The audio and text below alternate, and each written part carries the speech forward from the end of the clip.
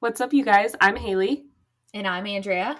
and this is Inhuman, a true crime podcast. So, we just spent the last, couple minutes talking about the gnats in Andrea's recording room. Yeah, gnats. That's plural because I walked in here and three of them were on the wall. And I started taking books and swatting them and smacking them with my hands. And then come to find out there was a fourth little fucker flying around. So they're in here getting it in, evidently. I think they are. They're like, we all want to be here for Yeah. the recording of the Yeah. podcast. They're all true crime fans. They're just like, we can't get enough of it. They told their friends and look at it. Now it's like a fucking concert. If this is the first episode that you're listening to, we're not crazy. We're sorry. Andrea literally, every single time we record, has at least one gnat in the room with her. And while we're on the topic, we had a comment, I think I was on our YouTube, about us being giggly. And we are not by any means making fun of the cases or being, insensitive to the cases. We're just trying to, be lighthearted as much as we can. And, we're goofy people naturally that just so happen to like true crime. So sometimes, that crosses over, but we never mean to be disrespectful at all. So yeah, 100%. Just throw that out there. Yeah, we're not a full-on investigative true crime podcast. Right. We're just telling the stories. And like Andrea said, we're just being ourselves, and we're weird. So yeah, sorry we're very weird. You don't like us. Yeah. We definitely try to, get the research across and get the cases across and, give respect and dignity to everyone who's involved. But sometimes little things happen and we giggle and laugh, and that's just life. Yeah, exactly. That was a good point. Enough of that tangent. Well, today's case, nobody died, so it's a little bit of a lighter case, I guess. Okay. Awesome. So after the doozy that was last week's case that I did, the Christian Andriacchio case, I did so much freaking research for that case because it's a crazy case. And I had said last Thursday, that I was going to cover a solved case this week. I was like, I need something with conclusion. I need something solved. Yes. But I didn't do that. I mean, there is kind of a conclusion, sort of, but it is certainly not a solved case. Is anyone missing? No, nobody's missing. So no one's missing. No one has been murdered. That already sounds like good odds to me. So yes. I also decided to cover this because last weekend I went to Disneyland and it was all Halloween themed. I promise this makes sense. I'm not just like Disneyland, true crime. So Disneyland was all Halloween themed. So then I started, when I was editing my YouTube video from Disneyland, I was listening to creepy music to put into the YouTube video, like Halloween music. And I was like, ooh, I'm ready for spooky season. I want to go all in. Yeah. So this case is kind of like a spooky, mysterious, creepy case. Right. Which to me still falls under the category of inhuman because, ghosts, spooky things are inhuman. Yes. And the person that did this was definitely inhuman. Okay. So this is obviously different. And I've heard this case a couple times, and every freaking time I hear it, it freaks me out so much. I believe I heard it for the first time on Morbid, but I went back to look for the episode, and I think they took it down, which I was really sad about because that was the first one that I heard, and I'm wondering, it was one of their really early episodes, so I'm wondering if maybe they are gonna redo it or something. I don't know, but I think I just wanted to shout them out because that was the first time I heard it from their podcast, and then I've heard it a couple other times, and it's just so freaking creepy. So yeah, they took down some of their older stuff just to revamp it, I guess. So that's probably what it was. Yeah, so that's what I'm thinking. But yeah, it freaks me out every single time I hear or think about it. So now I'm going to share it with you guys so we can all be freaked out together. Yay! So today I am going to be sharing the story of the Watcher House. Dun dun dun. Okay. Maria and Derek Broaddus were looking to buy a house for their family in New Jersey. They had 3 young kids in 2014 when they were looking to buy a house. And Maria had grown up in Westfield, New Jersey, which is about 16 miles or 45 minutes southwest of Manhattan in New York. So not too far from the city, but kind of, almost like a suburb. Mm-hmm. And that's the area, I'm pretty sure that's the area they had currently were living in, and they were just moving to a new house in the area. I don't think they were moving there from a different city, but that's where they were looking to move. And Derek was the vice president at an insurance company in Manhattan, so he had a pretty good salary, and their budget for this house they were looking for was pretty large. They found the perfect home that was just a few blocks away from where Maria grew up, actually, and it was located, its address was 657 Boulevard.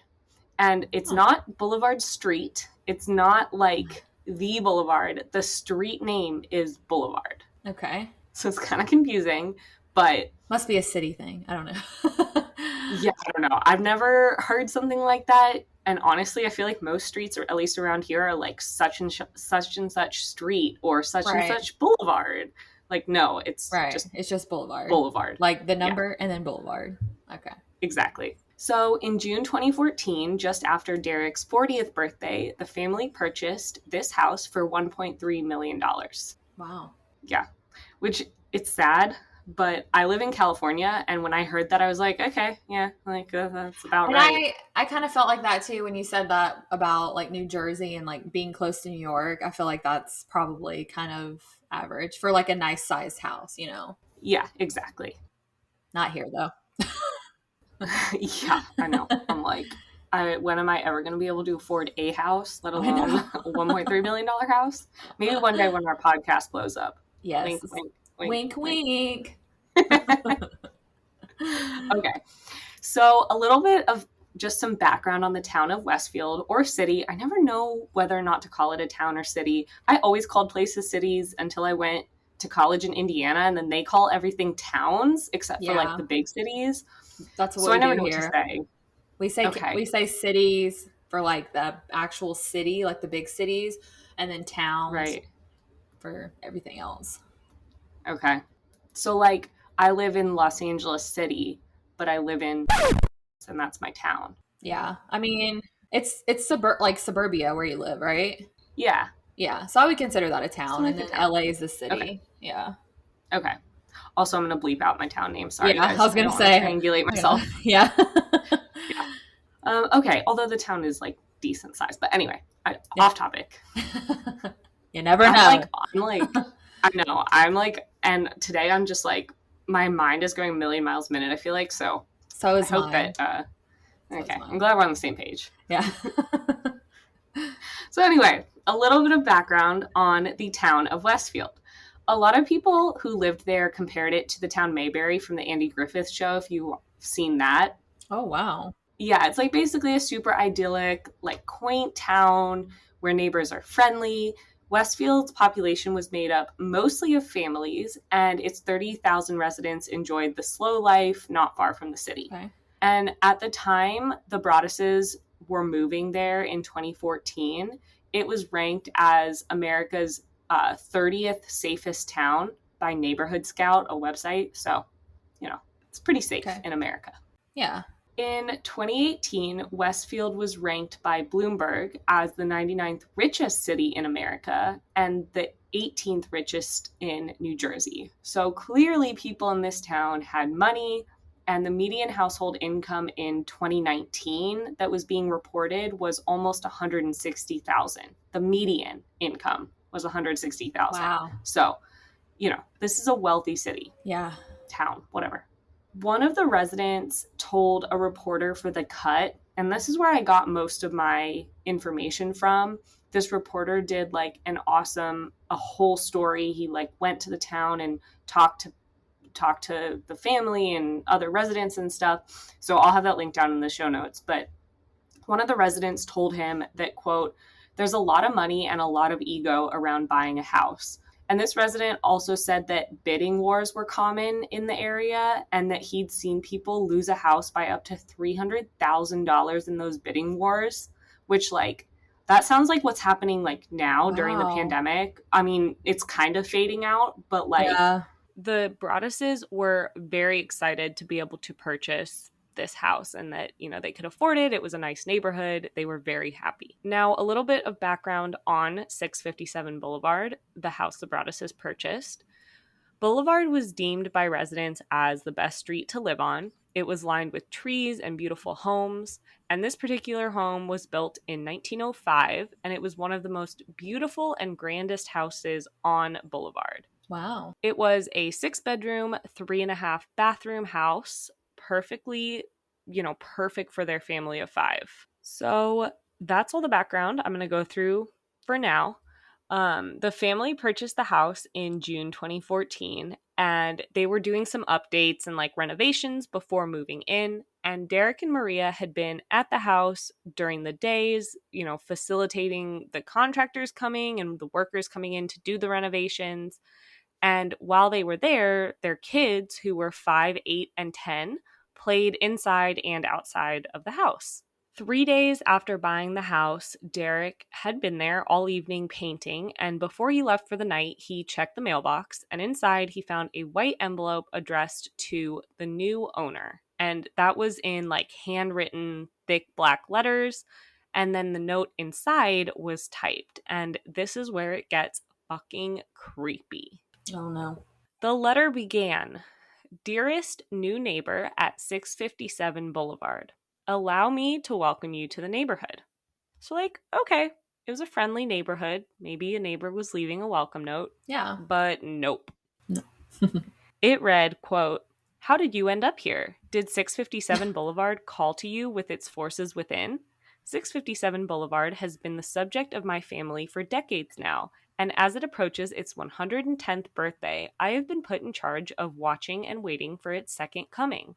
My grandfather Ew. watched the house in the 1920s, and my father watched in the 1960s. It is now my time. Do you know the history of the house? Do you know what lies within the walls of 657 Boulevard? Why are you Ew. here? I will find out." Ew. That's so ominous and so like, I know something Mm-hmm. you don't know and it's creepy and you're gonna find out the worst way possible. Mm-hmm. Yeah, like literally creep level 1 million. Like, that's so Yeah. freaking creepy. Yeah. Big time. The letter also identified the family's Honda minivan, their children, and the renovations happening. Ugh. That's creepy. So the letter said, "I see already that you have flooded 657 Boulevard with contractors so that you can destroy the house as it was supposed to be. Tisk, Mm. tisk, tisk. Bad move. You don't want to make 657 Boulevard unhappy." Okay. Is it like the Monster House, like the Disney movie? Yeah, literally. Yeah. It also said, "You have children. I have seen them. So far, I think there are 3 that I have counted. Do you need to fill Mm. the house with the young blood I requested? Better for me. Was your old house too small for the growing family? Or was it greed to bring me your children?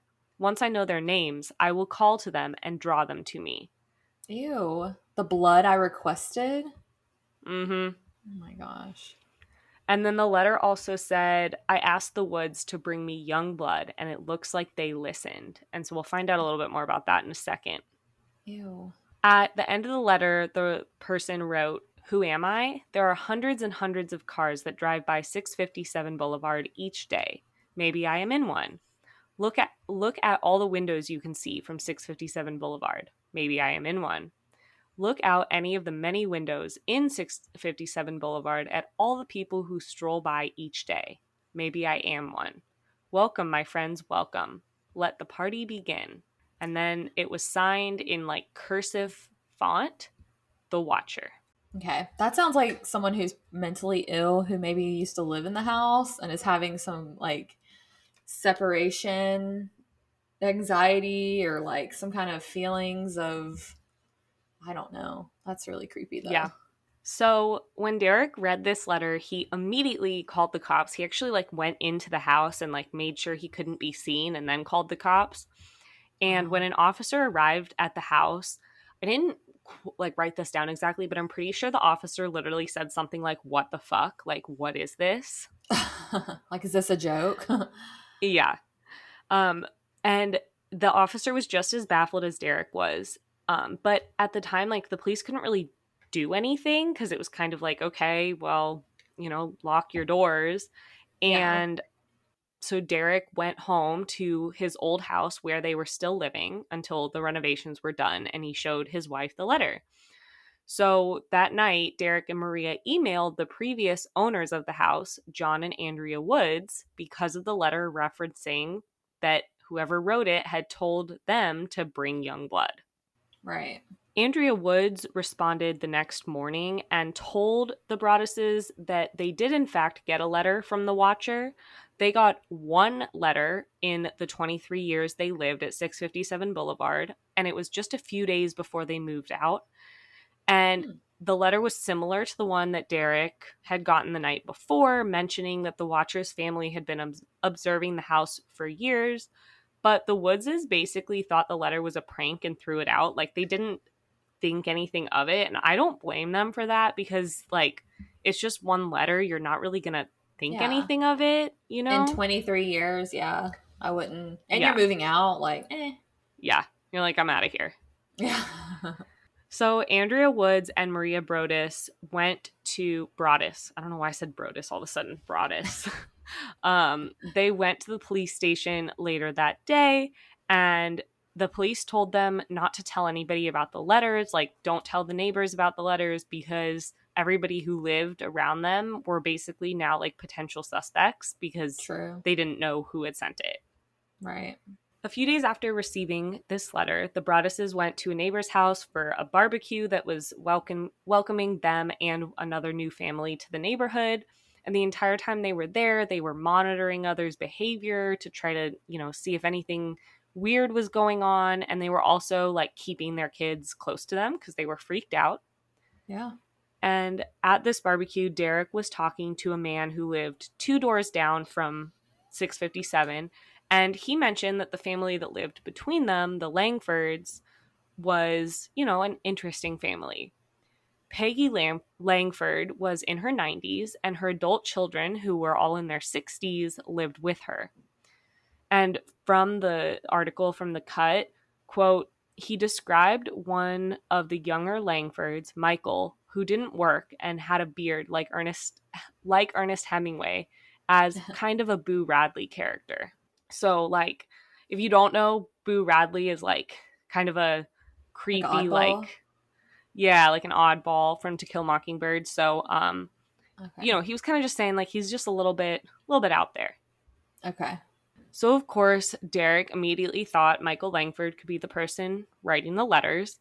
And the police did bring him in for an interview, and he denied knowing anything. And without any actual evidence, they couldn't really do much more at that point. Yeah. The next 2 weeks, the Broadduses continued their renovations and they were on high alert, but they were hoping that this would be the end of this creepy shit and they'd be able to move into their house soon once the renovations were done. And one day they were actually showing one of the, a couple that lived on their street, some of the renovations they had done. And the woman said, quote, having new young blood in the neighborhood will be nice. And of course, this really freaked Derek out because, like, young blood, like, that's Who not says something. that? Yeah. That's so. Yeah. But again, nothing they could do. Like, they could watch these people, but they didn't have any reason to believe that this was like And it was an something. elderly person, right? So, like, how Yeah. scared? Like, I don't know. I guess you could be scared of some elderly people. Like that one movie. What's that movie? The Quiet? No, no, no. Don't Breathe with that old guy that's blind. And have you seen that? You don't watch scary movies. Never mind. No, I don't watch scary movies. Yeah. He's like an old guy and he's blind. And like these people Mm. wind up in his house and he like traps them and tortures them. And Oh it's God. crazy. Anyway, sorry. Oh God. The last scary movie Yeah. I watched was in college. I was like hanging out with a friend at her apartment. We watched a scary movie, and then she drove me home, and I had to like go up to my dorm room alone, and like, You're like, never again. nope. Yeah, literally. So one day Maria was at the house and she checked the mail and found another letter.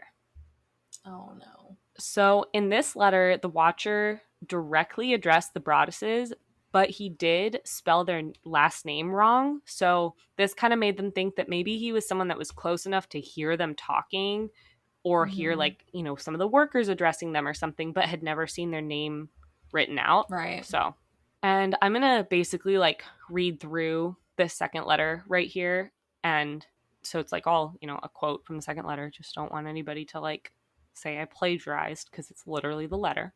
So just saying. So it said, well, welcome again to your new home at 657 Boulevard. The workers have been busy, and I have been watching you unload carfuls of your personal belongings. The dumpster is a nice touch. Have they found what's in the walls yet? In time, they will. Okay. 657 Boulevard is anxious for you to move in. It has been years and years since the young blood ruled the hallways of the house. Have you found all of the secrets it holds yet? Will the young blood play in the basement, or are they too afraid to go down there alone? I would be very afraid if I were them. It is far away from the rest of the house. If you were upstairs, you would never hear them scream. Ew. No. Mm-hmm. In the walls? No. Will they sleep in the attic, or will you all sleep on the second floor? Who is the bedrooms facing the street? I'll know as soon as you move in. It will help me know who is in it will help me to know who is in which bedroom. Then I can plan better. Ugh. Ew. No. I'd be noping right out of there. Like, y'all can take this 1 million, shove it up your behind. Like, I'm out of here. It said, and there's more. All of the windows and doors in 657 Boulevard allow me to watch you and track you as you move through the house. Who am I? I am the Watcher, and I have been in control of 657 Boulevard for the better part of 2 decades now. The Woods family turned it over to you. It was their time to move on, and they kindly sold it when I asked them to. I pass by many times a day. 657 Boulevard is my job, my life, my obsession. And now you are too, Broaddus family. Again, spelled wrong. Mm-hmm. Welcome to the product of your greed. Greed is what brought the past 3 families to 657 Boulevard, and now it has brought you to me. Have a happy moving in day. You know I will be watching. Yeah, so greedy. They want a place to live, a home. Wow. So greedy. Mm-hmm. How dare they? Yeah. So at this point, Derek and Maria were clearly terrified, and they decided to no longer bring the kids to the house. And a third letter came a few weeks after that. And this third letter said, "Where have you gone to? 657 Boulevard is missing you. 657 Boulevard is turning on me. It is coming after me. I don't understand why. What spell did you cast on it? It used to be my friend, and now it is my enemy. I am in charge of 657 Boulevard. It is not in charge of me. I will fend off its bad things and wait for it to become good again. It will not punish me. I will rise again. I will be patient and wait for this to pass and for you to bring the young blood back to me. 657 Boulevard needs young blood. It needs you. Come back. Let the young blood play again like I once did. Let the young blood sleep in 657 Boulevard. Stop changing it and let it alone." That's so peculiar. Yeah. It's like you're personifying a house, which is, I mean, I'm not completely against, but Yeah. you're saying like the house is mad at you. You don't even live there. Like, you sound like you need to be patient and go get some mental help because something's not connecting up here. Yes. So there's a lot to dissect here. And at this point, the police, again, couldn't really do much because, you know, other than having these letters, there's not much they can go off hoax. of. Yeah. Yeah. So the Broadduses decided to take this, you know, make it an investigation, like take it into their own hands. And one initial thought was that the person writing the letters was one of the buyers who had tried to get the house but was like beat out by the Broadduses. But the Woodses said that one of the interested buyers had actually backed out because of a medical diagnosis, and then another one had already found a different home. So that theory seemed very unlikely. Yeah. And what year was this? 2014. Okay, so yeah, they were probably just starting to get like the like outdoor security cameras and stuff like that, because that would be a good Yeah. option. And another like theory or kind of what they were thinking was that someone who lived in the neighborhood was the person writing the letters. An interesting fact was that the first letter was postmarked 2 days before the sale was made public. So they thought that maybe it was someone in the neighborhood who like knew the Woodses were selling because, it hadn't been made public yet and they hadn't put up a for sale sign. So it wasn't like somebody could have driven by and seen it. Like they would have had to know that the Woodses were selling, or maybe they saw them packing or something. Yeah. They also thought that it was someone in the neighborhood because one of the letters, and I'm not sure exactly which one, but one of them mentioned an easel. And it mentioned that it saw one of the kids drawing and painting on an easel. But the easel was in the front enclosed porch, and it was hidden from street view by like plants. So the person would have to be able to get like close to the house to be able to see it, or like see it from a different angle, not like straight on from the street. Okay. Derek was doing everything he could to try to figure out what was happening. He even like set up cameras inside and outside the house and spent nights at the house trying to like see if he could see anybody watching it, but he just couldn't find anything. So the family hired a PI, and that PI staked out the neighborhood, and he also ran background checks on the Langfords, the family that lived next door. But again, this didn't lead anywhere. Did you just kill another gnat? I did. Sorry. I had to. It's just smushed on my computer screen now. I have nothing to get it up with. Sorry. I will say, when we were having recording issues, when we had like earlier, when we'd stopped this episode, we were trying to figure it out. And then Andrea goes, "Oh my God, 2 gnats are doing it on my computer screen." Ew, You don't see it? show me. Ew. I got it on a piece of tape. Okay. That's so gross. Rest in peace, fucker. Okay. I'm being too dramatic with this. No, you're not. It's fine. So anyway, the PI, all the work he did didn't really lead anywhere. So then they hired a former FBI agent to kind of evaluate the letters and conduct a threat assessment. So this guy was named Robert Lenahan, and he started analyzing the letters, and he brought up some interesting points from things he observed through the letters. And I think this is super interesting because this reminds me of like Mindhunter, where they were like, love that you know, show. like, I know, and they're like figuring things out based on how the letters are written and stuff. So that's kind of what I think he was trying to like do, that type of thing. So first off, the writer addressed the envelope as M/M Broaddus, which was, still spelled wrong, but that was something that was used like years ago, the M/M to, I think it's like Mr. and Mrs., but instead of Mr. and Mrs., it's M/M. So that indicated that the writer might be like older. And then from the article on the cut, quote, "The letters had a certain literary, oh God, how do you say this word? Panache? Panache? I've never seen that word written out. Like I don't know how to, like, style, kind of. Yeah. Like kind of like pizzazz, okay. But like panache. Right. I'm panache. pretty sure. Okay. I'll look it up. I mean, that would make sense in this context, so. Yeah. So the letters had a certain literary panache, which suggested a voracious reader, and a surprising lack of profanity given the level of anger, which Lenahan thought meant a less macho writer. Maybe, he wondered, the Watcher had seen The Watcher, which was a movie, I think, starring Keanu Reeves as a serial killer who stalks the detective trying to catch him. What? I've never seen this. I don't think I know, me neither. The Watcher. When you said The Watcher, The Watch House, I was like, is that a movie? Because I swear it sounded familiar, but I may have heard it on Morbid like you did.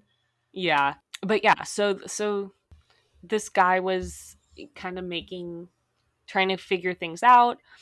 and basically like came to the conclusion that the letters really seemed to indicate that the watcher was angry at the wealth in the neighborhood with new money moving into town.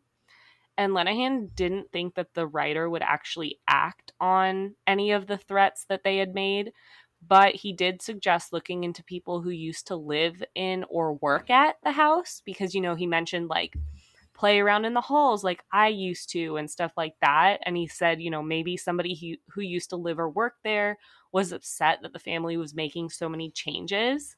Yeah, So, that's what I was thinking too.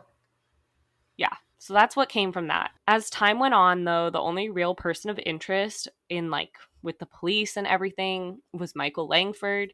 The police did at one point try to like draw him out by having the Broadduses write a letter to the Langfords saying they were planning to tear down the house to like hopefully, make him mad if it was him. But of course, that did not work. And Abby Langford, Michael's sister, accused the police of harassing their family. Another reason that the Broadduses and the police thought it could be someone from the Langford family was because their house would have had a viewpoint of the easel that I mentioned earlier. Mm-hmm. So, like, where their house was, you could have seen that easel. Like angled view. Yeah. And eventually, the Broadduses hired a lawyer named Lee Levitt who met with the Langford family and their lawyer and, showed them the letters and explained the, like, easel vantage point. But once again, this did not go anywhere. The police did consider other suspects, but they just didn't have any evidence to go off of. They looked for fingerprints and did do DNA testing, but they didn't find anything usable. And by December 2014, it had been 6 months since the first letter came, and the investigation was basically stalled. It wasn't going to go anywhere.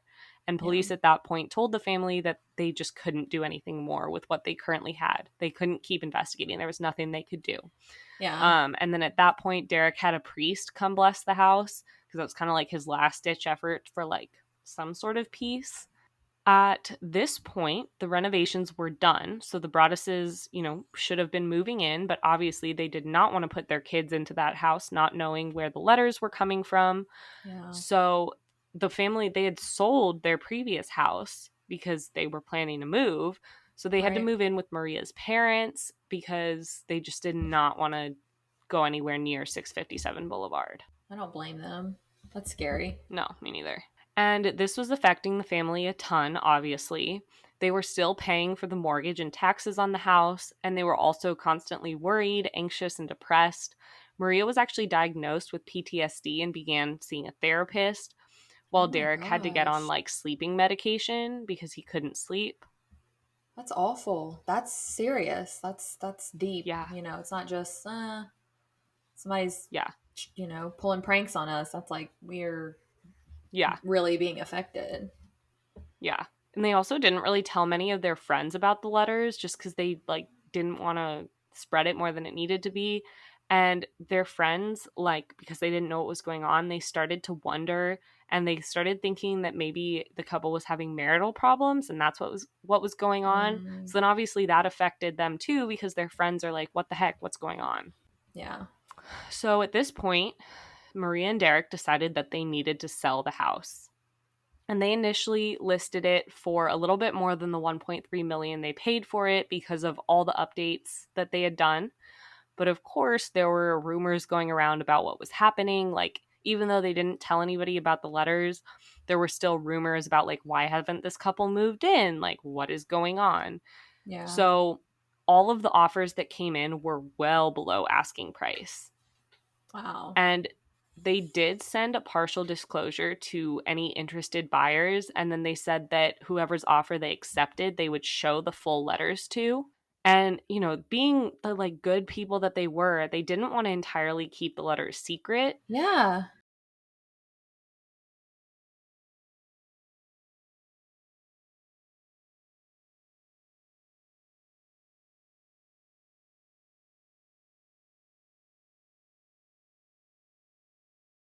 Yeah. I think it's good to disclose that kind of information because, unfortunately, it might mean that they might not be able to sell their house, but they don't want a potential, like another family to potentially have the same thing happen to them. Exactly. That was exactly their thoughts. So in June 2015, a year after they bought 657 Boulevard, the Broadduses actually filed a legal complaint against the Woodses.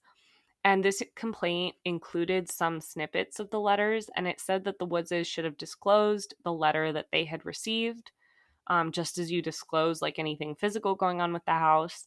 Right. And in some states, you are required to disclose like ghosts or, potential like paranormal activity. And I think almost everywhere you're required to disclose if somebody died in the house, Yeah. but not everywhere you're required to disclose like paranormal or stuff that wasn't like a physical, death. Right. But more than a year after filing this complaint, a judge dismissed the lawsuit since New Jersey did not have any of those laws requiring any type of like this disclosure, Yeah. which I understand. I mean, I agree that the Woodses should have, but also they didn't think anything of it. To them, it was just one letter they got and they threw it away. Like it wasn't anything. I don't know. I really don't blame the Woodses, and I'm glad that they did dismiss this lawsuit because I don't Yeah. personally think that the Woodses should have been held responsible for what was happening.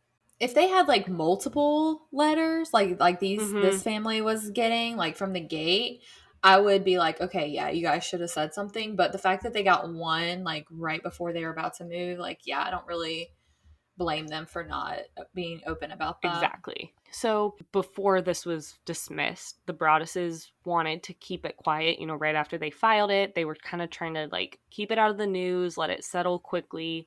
But a local reporter got their hands on the complaint and the story went viral. Mm, There were suddenly news trucks outside of the house, and the family received over 300 media requests. And they, declined all of them. But this did lead to Derek and Maria having to explain to their 5, 8, and 10-year-old kids what was going on because they hadn't told them about it because they're 5, 8, and 10. Like, yeah. No, they shouldn't have had to be forced into that. so with the story's virality, many people were trying to figure out what was going on, and this ranged from, of course, Reddit users to people who lived in Westfield who were now more on edge than ever.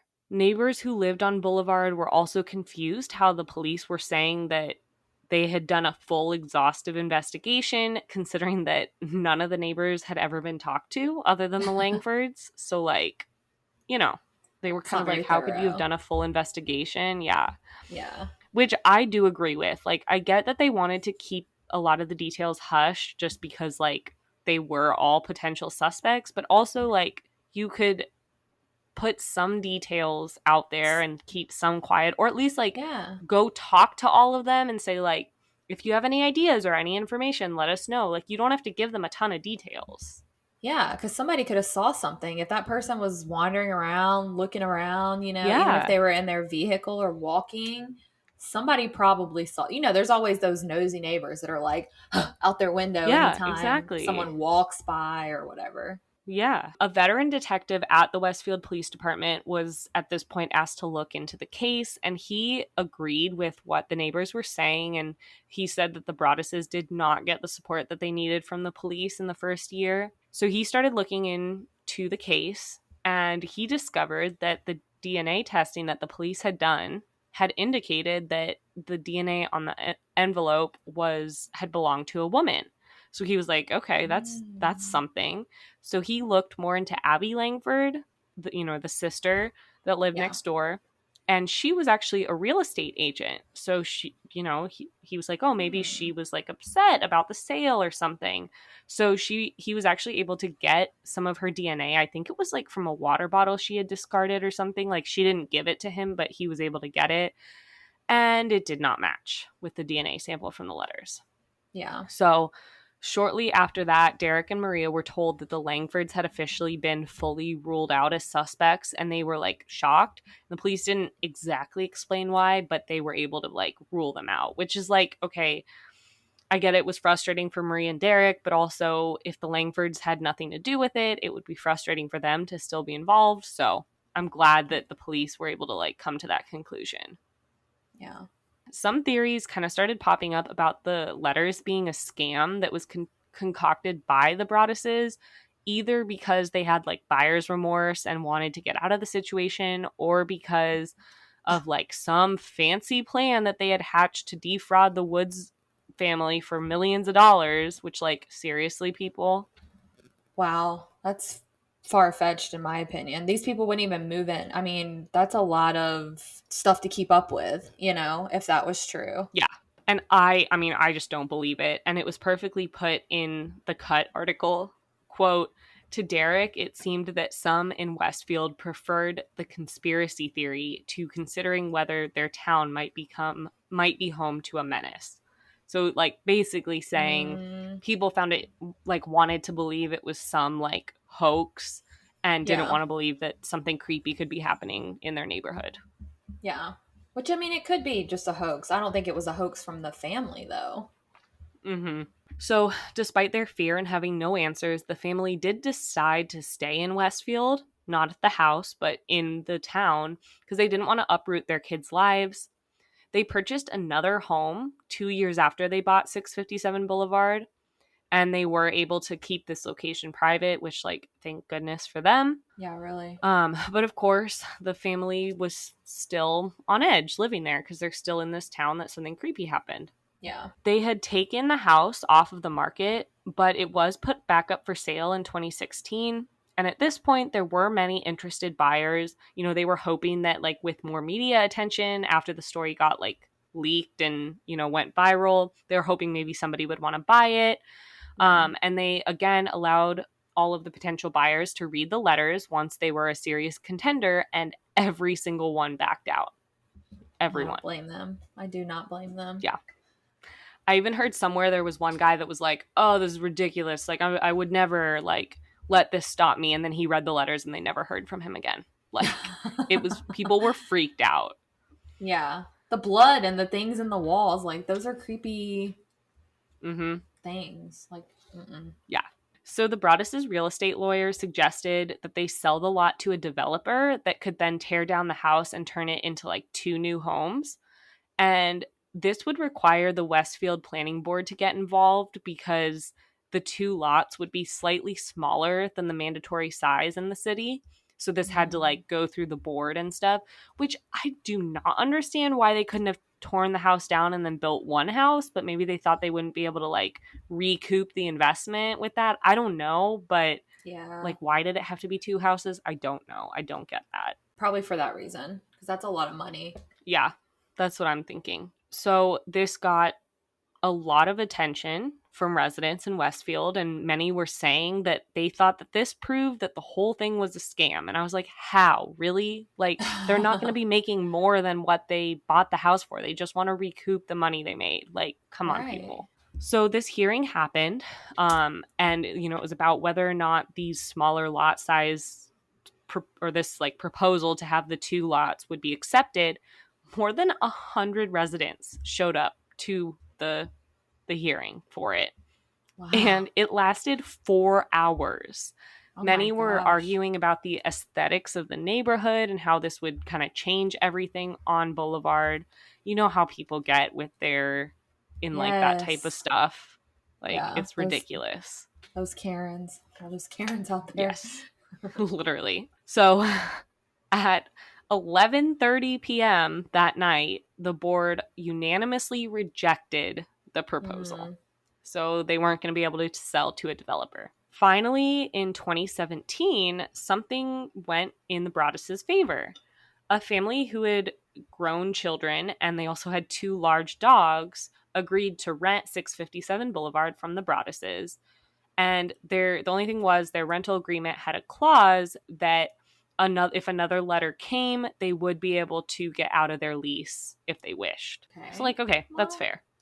They were like, we'll live here, but if another letter comes, we want to, like, be able to get out if we want. Because they're not, like, buying the house, so this person theoretically would not come for them, you would think. But yeah. And the rent would help out with the mortgage, but it still wouldn't cover everything. But for the Broaddus', this was still better than nothing. Yeah. So the renters moved in, and 2 weeks later, Derek went to the house to, like, deal with something, and he was handed a familiar letter by the renter. So this was 2.5 years after the first letter had arrived. So there was no letter between the second letter and when the renters moved in. Correct. Well, there was a third letter, like, after the second letter, but there was Oh, okay. nothing between then, when, like, the renovations were done, to now. Wow. Okay. The letter said, "To the vile and spiteful Derek and his wench of a wife, Maria. You wonder who the watcher is? Turn around, idiots. What? What does that mean? Maybe you even spoke to me, one of the so-called neighbors who has no idea who the watcher could be. Or maybe you do know and are too scared to tell anyone. Good move." Like, fucking creepy. Turn around. That would make me, yeah, that would definitely make me think it's like someone, I don't know. They could be trying to throw their scent off though, you know? Right. So this entire letter was filled with things that showed that the writer had been, like, following along with the story. So it said, "I walked by the news trucks when they took over my neighborhood and mocked me." And then it said, "I watched as you watched from the dark house in an attempt to find me. Telescopes and binoculars are wonderful inventions." Which is like, oh, really? Dude, this person has some serious mental illness. I know. And it said, 657 Boulevard survived your attempted assault and stood strong with its army of supporters barricading its gates. My soldiers of the Boulevard followed my orders to a T. They carried out their mission and saved the soul of 657 Boulevard with my orders. All hail the Watcher. Okay, guy. You're doing too much. I know. It also talked about the ways that the Watchers could get revenge on the family. It said, maybe a car accident, maybe a fire, maybe something as simple as a mild illness that never seems to go away but makes you feel sick day after day after day after day after day after day. Oh my god. Maybe the mysterious death of a pet, loved ones suddenly die, planes and cars and bicycles crash, bones break. Oh my god. So, like, this one was clearly, like, This angry. is very threatening. Like, yeah, this is like, yeah. But you didn't want me there, so like, what do you want? You know? He wanted the kids there. That's what he wanted. Oh. So, this letter also mentioned the new renter. And of course, this kind of, like, freaked him out, but he did agree to stay if the Broadduses installed security cameras all around the house. So, like, good for him. Yeah. And the letter is definitely, this one's, like, creepier, more threatening, like you said. But this was the last letter that was sent to the house as of the recording of this episode in September of 2021. Oh. And the best news of all, on July 1st, 2019, 657 Boulevard was sold to new owners for $959,000. The new owners remained anonymous, and there are some reports of their names, but I see no need to mention them because, like, they don't, no need. And even though this was a financial loss for the Broadduses, it was about a $400,000 loss. Dang. They were very happy to finally have it off their hands. Yeah. And then the most recent news on this case, a limited series about this house is being developed for Netflix. According to an NJ.com article that was published in June 2021, quote, in December, Deadline reported that Netflix won a ferocious bidding battle for rights to the story. Yeah, it seems like it's kind of like it was a highly sought after story. I wonder who they were battling with. Probably just other networks, like NBC and ABC Okay. and all them. But Netflix won it, so it is being developed. Naomi Watts and Bobby... do you know this person? Bobby Cannavale? Cannavale? I don't know. Hold on, I want to look him up because I'm curious. I'm really bad with, like, actors, so...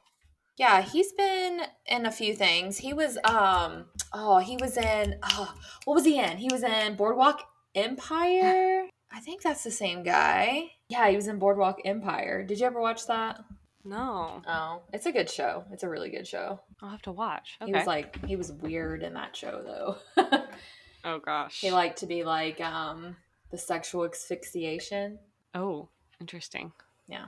Okay, so him and Naomi Watts are set to star in this Netflix series, and it's going to be produced by Ryan Murphy and Ian Brennan. So it seems like it's going to be a pretty big series. And I did read somewhere that like along with the rights to just like this series, it's also the rights to the Broaddus' story.